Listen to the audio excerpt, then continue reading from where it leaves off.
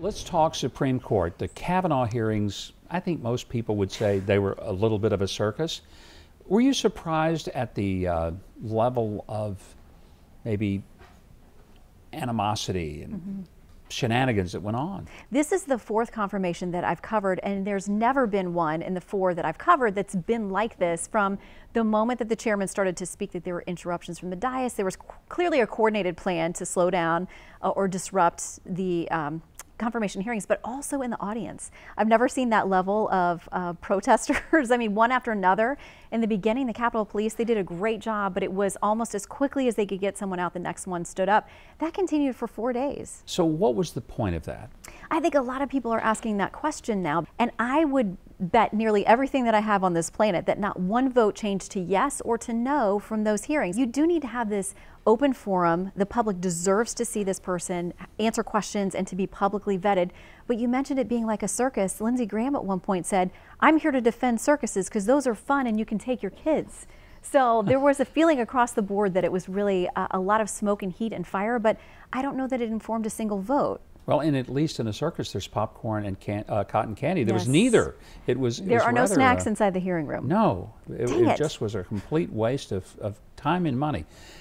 What happens now for the Kavanaugh process? Well, even with the hearings wrapped, I continue to get things from both sides saying either he's the worst person and everyone in America is going to die if he's confirmed to the bench, or they didn't land a single punch and he goes into this untouched. So committee vote next, and then the full Senate. What's the date this will wrap up? Their goal, I think, on the Senate side is to get it done by September 26th.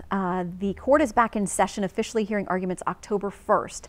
So they want to give a couple pad days to make sure that he's done and gets on the bench. But you know, they're reading briefs all summer. They are going to vote on some things about cases that they'll hear. He's not going to be a part of that process now, but he's going to have to be on that bench Monday morning, fully read in and ready to ask questions when they start hearing those cases, if he makes it through those two votes. People who knew him best, fellow judges, some who openly identified themselves to be liberal, came out and I thought rather generously supported Judge Kavanaugh. Yeah, and it's interesting because we talked to one of the folks who was a witness on his behalf. He's a liberal, leftist Yale law professor who stuck his neck out and wrote this op-ed saying basically, this is the best possible nominee you could hope to get from a Republican president because he doesn't advocate from the bench. This professor got so much pushback and so much heat. We had him on the show. I talked to him about it. And he said, well, I felt like I had made the right case and the right decision. I'm not bothered by it, but there was so much reaction I didn't anticipate. I saw the interview that you did with the Yale professor. I thought it was great, and I loved what he said. He said that's what professors are supposed to do, is profess.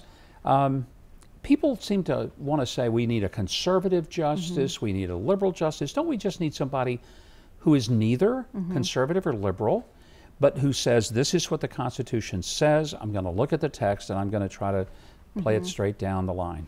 Yeah, and that's what judges, I think that's what the founders thought the role of the judiciary would be. They weren't supposed to be a co-equal branch with the legislative branches and body. And so I think a lot of folks on Capitol Hill, Senator Ben Sasse, speaks to this very well, and he says these things are now out of balance from what the founders intended. So people, if they can't get things passed legislatively, they're looking to the courts to legislate things for them. And whether you're on the left or the right, if you say you want a totally neutral judge and judiciary, then what you want is somebody who is going to call balls and strikes and is not going to decide something in your favor simply because they're on your side.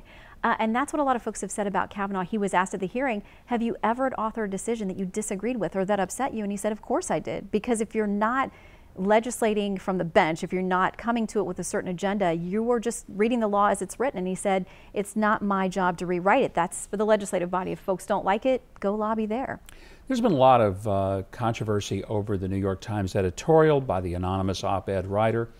Are there any legal repercussions that could come first to the writer of the op-ed, and maybe less so, but are there any that could come to the New York Times for having published it? I think that without revealing national security secrets, I think that there are probably limits on going after this individual. But you have to ask whether they signed any kind of non-disclosure agreement. What exactly did it cover? Did it cover disparaging the president or the administration? So there are some things we'd have to know who the author is to see what kind of trouble they may or may not be in. I think the New York Times very much thinks that it's doing a public service when it does these kinds of things. I don't think that they would have done anything they thought would get them in serious legal trouble. I mean, there are continual fights over trying to flush out sources and those kinds of things. But I think that they would go to jail over this to protect the person, and sometimes that's how you have to treat sources. And I would even concede that legally, I think they're protected under the First Amendment. But is there an ethical issue whether or not a major newspaper should publish something that is anonymously written but not even identified to the point you don't know if this is a person who works actually in the West Wing or if they work in some third-tier office in Nevada working for the EPA. We just have no idea. Their argument is that this man is not legitimately the president, or there are questions about that, or that he's not fit to be president. And if they're operating from that viewpoint, I think they've got an ethical obligation to expose whatever truth they can from the inside, the resistance from the inside. And I think other media outlets would argue just the opposite, that it creates tension and potential undermining of the administration in a way that's not helpful. Well, I think it's helpful to have someone who is an attorney and who understands the court to be able to help interpret it for Fox News, and what a delight to have you with us now. And we love having you on our show too. I mean, when we hear the governor is on deck, we get very excited about it. So that's good to hear. Yeah, it's the truth. Thank you, Shannon. Our thanks to Shannon Bream and her insights on the Brett Kavanaugh proceedings. Be sure to watch Shannon on Fox News at night and follow her on Facebook and on Twitter @Shannon Bream.